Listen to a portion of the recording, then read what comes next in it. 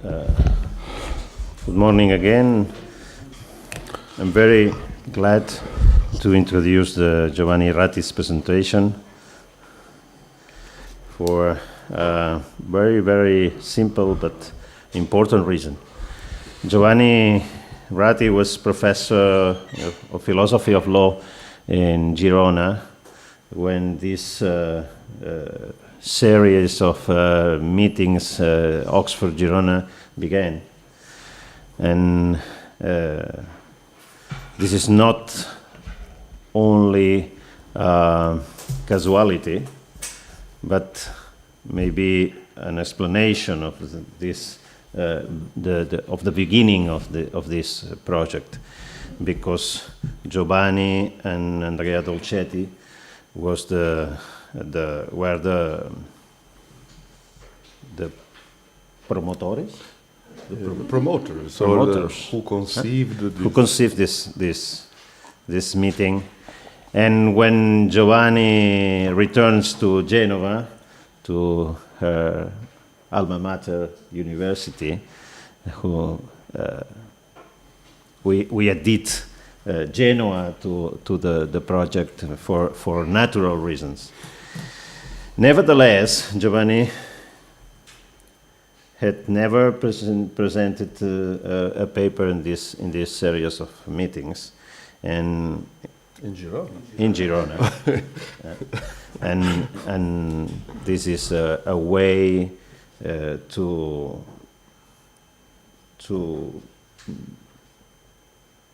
make the things in the correct order.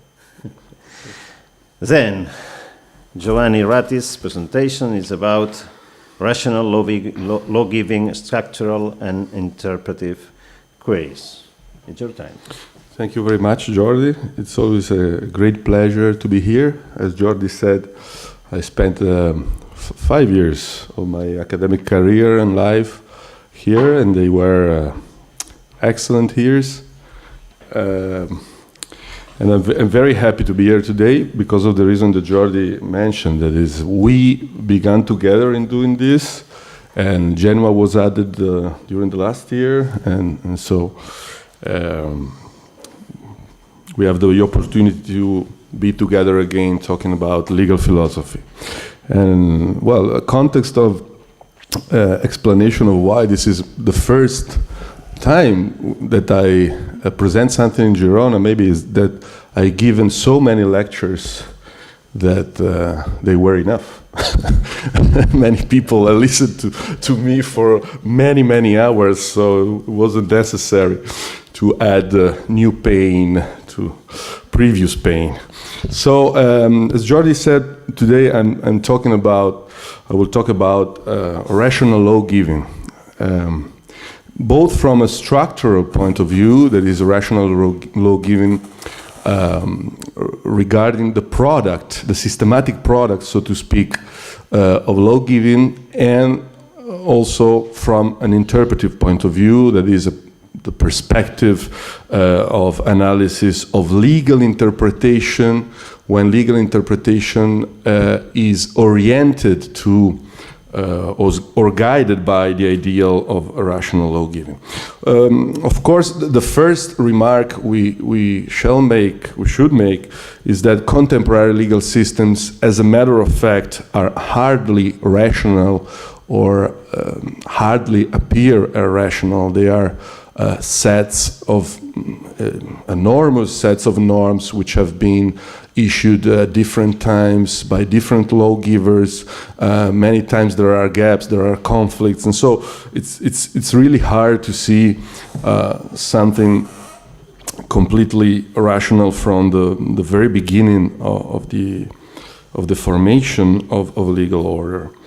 But rationality is a strong ideal among lawyers and legal philosophers, in that, in particular, in legal philosophy, the ontologic logic, for instance, has been seen recently as a set of tools to guide rational lawmaking.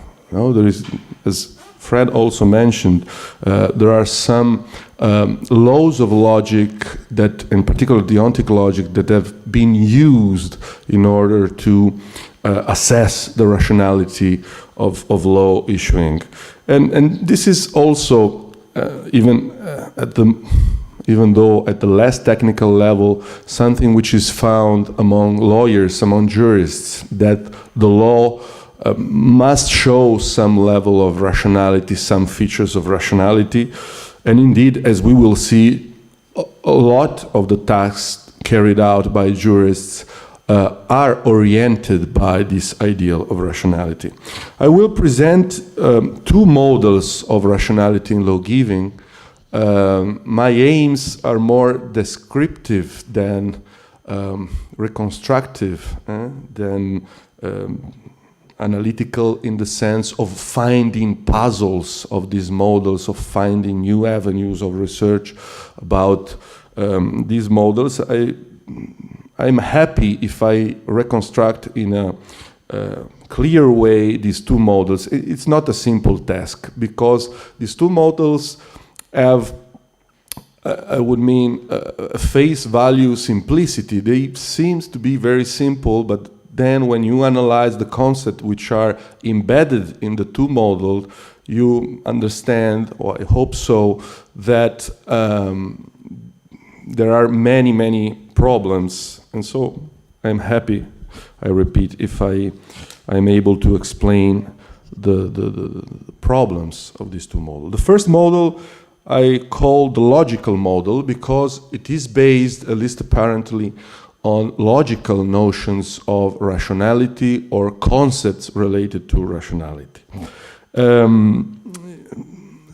Put very roughly, this first model holds the view that the lawgiver is irrational insofar as he provides a consistent and complete set of regulations. This is the general overall thesis. Now, of course, the problems begin when we try to understand what is meant by consistency and by completeness. Of course, consistency and completeness have a long story in logic, even though they are used with partially different meanings from the way they are used within the legal domain, the legal philosophical domain. So a part of our analysis is or revolves around the differences between the traditional logical perspective and the strictly legal perspective. Well, consistency. Consistency, again, very generally, is defined normally as absence of conflicts. But what does it mean? What is the logical value that enable us to understand whether a set of rules is consistent or not? Well, there are many logical values. Here I will mention only doability as a criterion to determine whether two norms are conflicting. Of course, it's a too generic concept because it is over-inclusive regarding situation, but maybe we can talk about this in the discussion. So a set is consistent in this sense if a normative authority does not bring about two or more norms which cannot be complied with, satisfied at the same time. And the repercussion of this, the consequence of this in terms of lawgiver rationality is that the lawgiver is irrational whenever he brings about inconsistency, conflicts about norms in this sense, norms that cannot be jointly satisfied. Well, this seems a very acceptable and common view about consistency, but even at this generic and apparently acceptable level, it has problems. For instance, Bruno Celano has recently remarked that we can have different kinds of rationality regarding the place of consistency within the legal system. That is, Celano says that it can be rational for a lawgiver to issue normative conflicts when the goals of the lawgiver are non-standard goals. That is, it is not the goal of directing behavior, but maybe the goal of cause a serious breakdown or put the addressee in a state of puzzlement or stuff like that. Whenever we have non-standard goals, it can be rational to issue normative conflicts. Now, this is a thesis about, I would say, the strategy of lawgivers, but this may be analyzed also from a more structural perspective, I mean a logical perspective, and in the paper I provide the symbolization of this, complying with Carnap's maxim that every thesis should be formalized, every understandable thesis should be formalized. So, of course, we have to distinguish between categorical norms and conditional norms. And rationality, paradoxically enough, seems to work in different ways regarding the latter and the former. Well, categorical norms, it's easily said, do conflict whenever we have a norm of the kind obligatory P and at the same time a norm non-obligatory that P or obligatory that not P. Of course, the first is contradiction, the second is contrariness, but they are a form of conflicts. When a lawgiver issues two norms like this, like these ones, what happens? Of course, well, it may be argued that is so openly inconsistent that it would be very hard to say that it can be a strategic goal like the non-standard legislative goal that we mentioned before. Is too openly inconsistent. But we should observe that the situation of the lawgiver in terms of rationality may be different from the situation of the norm addressee in terms of rationality. And I try to explain this point. When there are two contrary norms, obligatory and forbidden, of course, the addressee is in a state of puzzlement, and this is irrational from both points of view. But when we have a conflict between contradictory norms, that is, an obligation to do or to omit, and a permission to omit or to do, of course, for logical reason, the addressee is always better off in complying with the imperative norm, with the obligation norms, and not using the not using the permission. And this is due to the particular fact that the permission cannot be breached in strictly analytical terms. But be this as it may, is not a central point, even because in the law, categorical norms are marginal if they exist at all. I don't know, probably it's difficult to find examples of categorical norms in the way in which logic explains it or conceives them. Regarding conditional norms, the situation is very complicated, because if you use rationality in the terms of logical rationality, we would expect that a conflict between conditional norms would be the negation of a conditional norm. What in logic is called the negation of a conditional. That is obligatory if P then Q, and the negation is not obligatory if P then Q.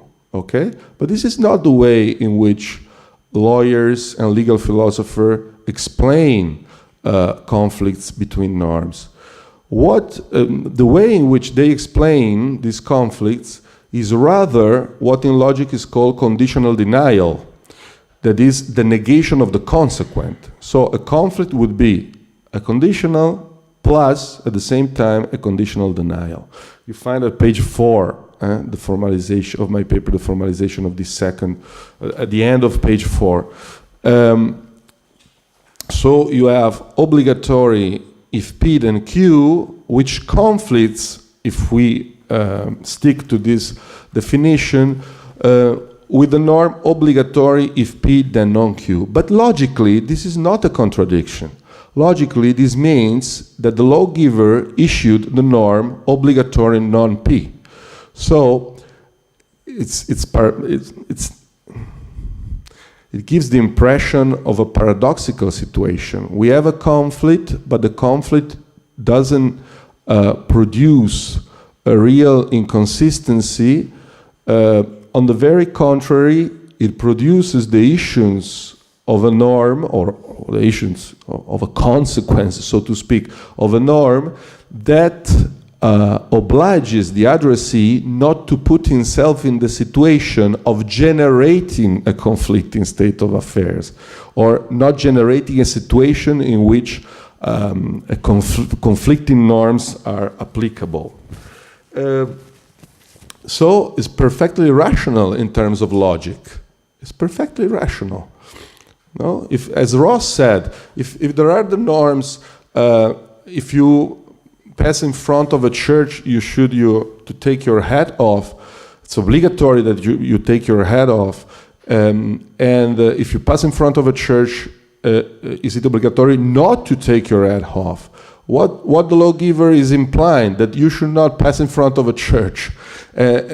But this seems quite strange in terms of rationality, because here we have two kinds of rationality: logical rationality, which preserved, and something strange in terms of rational law giving, which happened in the normative domain. This triggers many other considerations that can be summed up very briefly. In the paper there is a very long sentence, but I don't want to bother you with so many technical details. The concept of this, very briefly: legal consistency and logical consistency are sometimes, more frequently than we think, different concepts. In particular, if we analyze conditionals, legal conditionals. Sometimes legal conditionals are treated as material conditionals. Some other times they are not treated as material conditionals.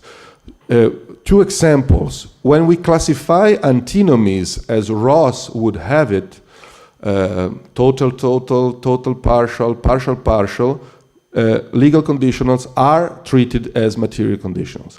When we analyze so-called exposure, that is the trivialization of a legal system, of a system of sentences, we do not treat legal conditionals as material conditionals, because from a contradiction between two material conditionals, every proposition can be derived. But no jurist treats legal conditional this way. So in this overall explanation of legal conditionals, there are ideas that don't stick together, that don't go together. And this is a problem, because we have two kinds of rationality at play: logical rationality and a kind of different legal rationality, which is very uncertain, because normally nobody frames the criteria for legal rationality. We use them, but nobody knows really what are these criteria.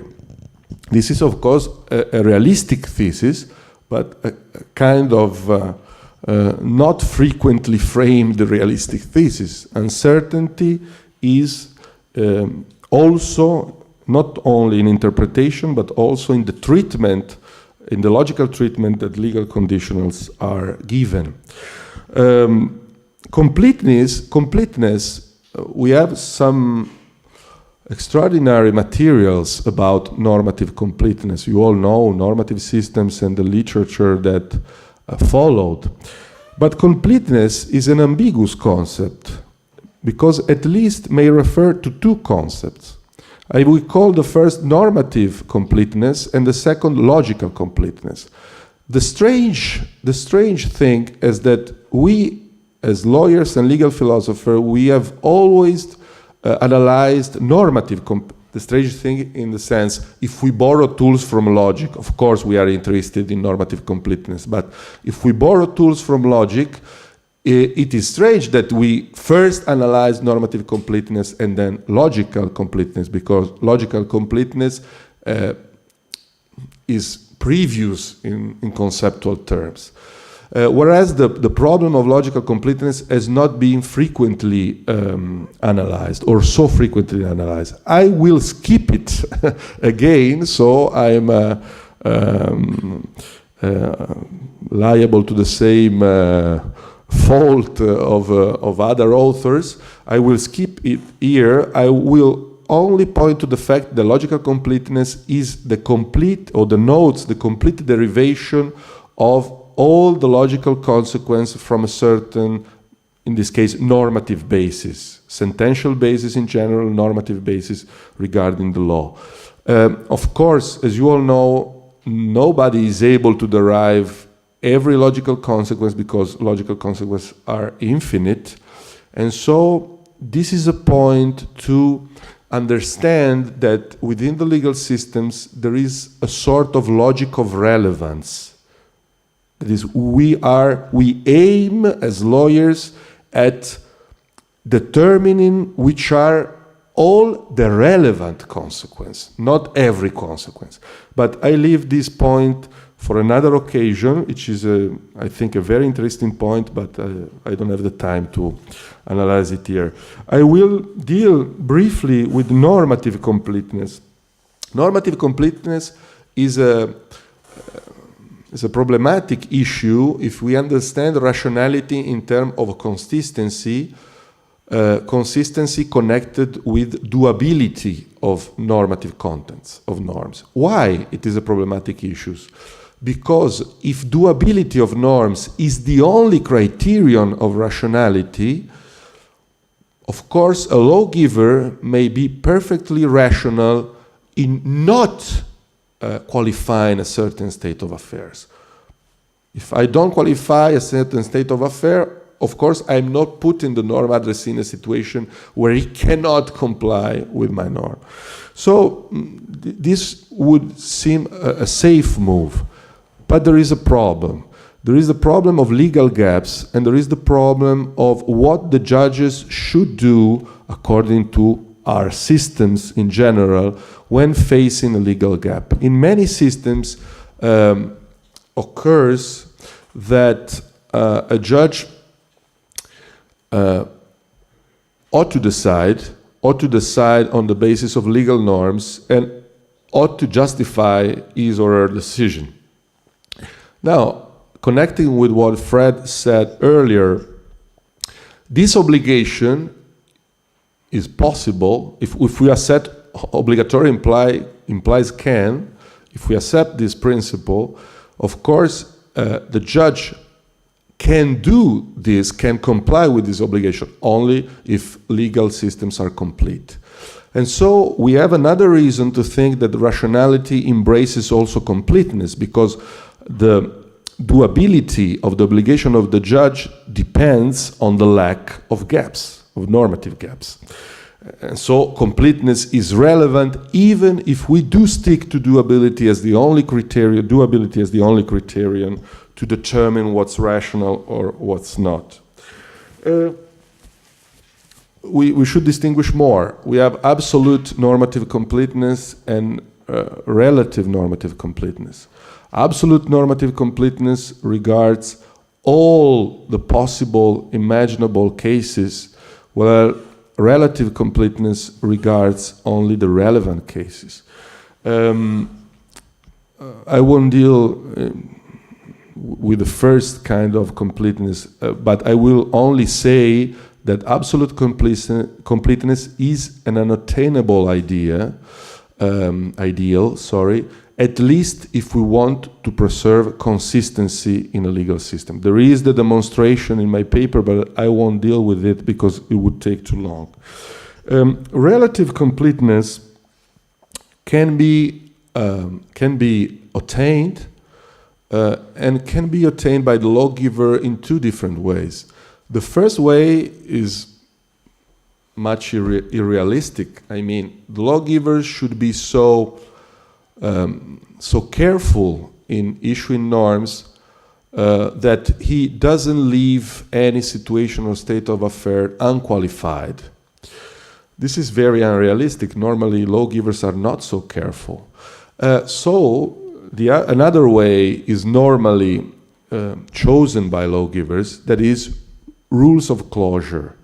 Lawgivers provide rules of closure that apply when there are gaps, that judges should apply when there are gaps in the law. The problem is that now we have two different criteria of rationality. The first is absence of gap, and when there are gaps, we should inquire into the rationality of the rules of closure. I don't have enough time to go into details, but there are apparently rational rules of closure that brings about results that are irrational or are regarded as irrational. There are examples in the paper. And the very rationality of a rule of closure depends not on logical consideration, or not only on logical consideration, but also on axiological considerations.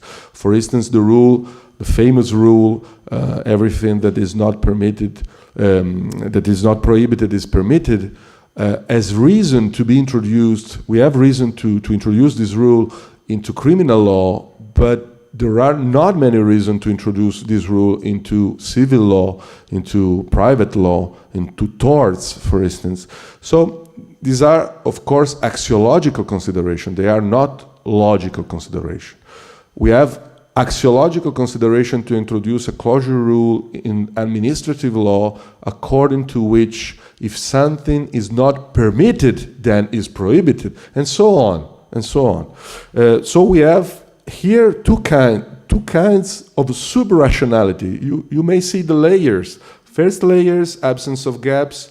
Second layers, the rationality in its own terms of the rule of closure, and then the axiological rationality of having a certain rule of closure instead of another rule of closure in some sector of the legal system. And the analysis probably may be complicated or refined furtherly.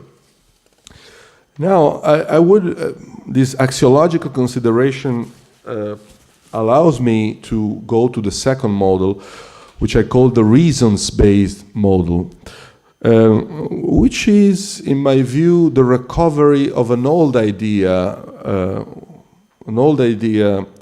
of jurist, that is, the idea of a rational lawgiver in the sense that the lawgiver as reasons or gives reasons. This is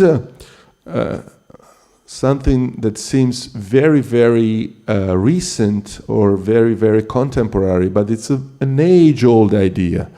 The lawgiver is rational insofar the norms, issues are reasons or are founded on reasons, and in many cases, if not in every case, they are the best means to achieve these goals.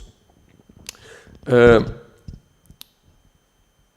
course, we can take, and somebody takes this as a definitional fit, as a definition. I mean, the lawgiver is who has these characteristics. But this is not very interesting in terms of analysis, because if you define the lawgiver as someone that necessarily gives reasons or regard issues, norms that are reasons or are regarded or taken as reasons, well, the discussion is over.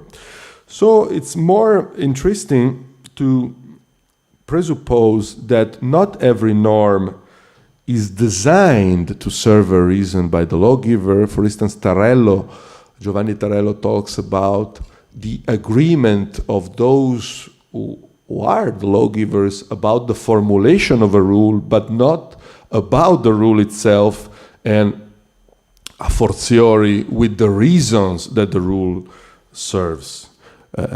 Quite the opposite, since they have different interpretation of the rule formulation on which they agree, probably they will have different reasons to which they want to connect the rule with. So this is, I think, a better way to understand the fact that rules may be responsive to reasons, but this is an interpretive issue. What reasons may be connected to what rules? The very relations between rules and reasons is very interesting in terms of the rationality of the lawgiver, but to understand this relation allows us to understand that this kind of rationality is very multi-layered, is very complicated. Here I will mention only Schauer's theory, really very briefly. As you all know, according to Schauer, we have the system of rules and the system of reasons underlying the rules. We have a relation between them which can be of over-inclusiveness of the rules regarding the reason, or under-inclusiveness of rules regarding the reasons. Now, Schauer says a systems of reasons would lack efficacy, because any decision would require to go into deep argumentative deliberations, which would waste time. Okay, 5 minutes. So I will skip many things. Anyway, try to be brief. So lack of efficacy of a system like this, triggering argumentative deliberation always. But on the other side, a system of rules, of entrenched rule, completely entrenched rule, would be unsafe, unfair in some cases, as you may grasp. Now the terminology evokes some passages from rationality to reasonableness or something like that, a kind of weakening the criteria of rationality. But what I want to state is that the relation between rules and reasons are, of course, a variable of many things. First of all, the power which is given to the legal applicators to defeat the rule based on the reasons. But this model is multi-layered. I mean, there are the level of rules, and the level of rules has its own criteria, as we have said, of rationality. Then there is the level of reasons, and we don't know really what is the notion of rationality that applies to reasons. McCormick, with a metaphor, says they ought to hang together. And regarding reasons, there are many metaphors that should be dissolved, and we should introduce some kind of analytical examination. But whatever it might be, there is a rationality which is proper, which is typical or can be attributed to reasons. And then there is the balance between stability, which is connected to rules, and correctness, or fairness, which is connected to reasons. And where the balance is struck, of course, is a matter of interpretive decision, of the allocation of power within a system. And so we have a third level of rationality, which is the level of balancing I would say, the aims of having rules with the aims of having reasons. Now, this triggers a whole bunch of consideration about coherence, but now I have 3 minutes, so probably I can go into it. But the very idea about coherence in my paper is that coherence is a second-order rationality that can have repercussion on first-order rationality. That is, coherence, of course, is a relation between reasons or principles and rules, and sometimes this relation can be one of conflict, so to speak. That is, basing our argumentation on reasons, on second-order rationality, we might be called for introducing defects regarding the rationality of the first order, that is, the rationality of rules. So they are kinds of rationality, types of rationality that can go, that can be at odds. Take Riggs versus Palmer case, which all of you know. This is a case where reasons of coherence triggered the introduction of a norm which was conflicting with the norm in force, with the valid norms. So second order rationality sometimes triggers results which are at odds with first order rationality. Of course, sometimes second order rationality can be a way to solve conflicts between norms, between rules, that is, in order to restore first order rationality. But this is a very, a very problematic relation, and so rationality must be analyzed regarding this relation. This has, of course, many repercussions on the interpretive stages. In the paper, I analyze or I introduce three main varieties of the use of the idea of a rational lawgiver for legal interpretation. In a first sense, the canon of the rational lawgiver is meant to discard those interpretations that are absurd and unreasonable or irrational. In a second sense, the canon of the rational lawgiver is used to provide a strict systematic interpretation, that is, to exclude all these interpretations that brings about inconsistency and gaps in the law, that is, the rationality of the first order. And then there is a third variety of the canon of the rational lawgiver, which relates to the best purposes that can be obtained based on a certain axiological perspective. And this is, of course, the second order rationality, that is coherence.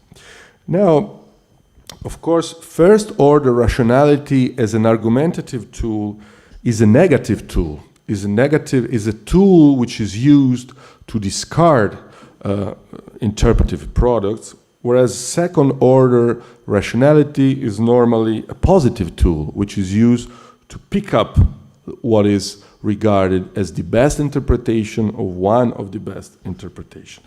But as I said, with other terms, I conclude, second order rationality may be also used to introduce axiological gaps in the law.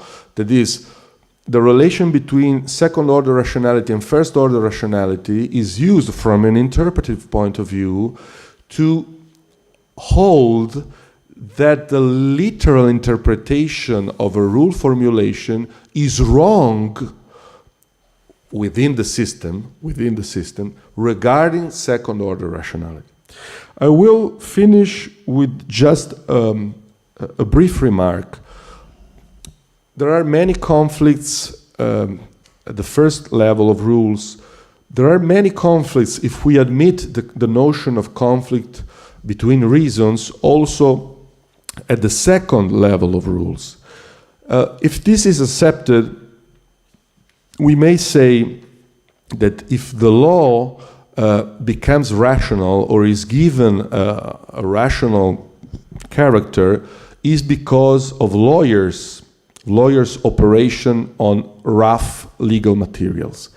But if we accept the idea that there are conflicts between reasons and between rules, I submit that this kind of systematization, this kind of ordering, can be only made on a local basis. I mean, for very limited array of norms. It cannot be made, or very hardly can be made, regarding the whole system, because all the problems that I mentioned here, of course, regarding the whole legal order, are not possibly resolved from the perspective of rational law given, or the product of rational law given, by juris systematizing task. Thank you very much.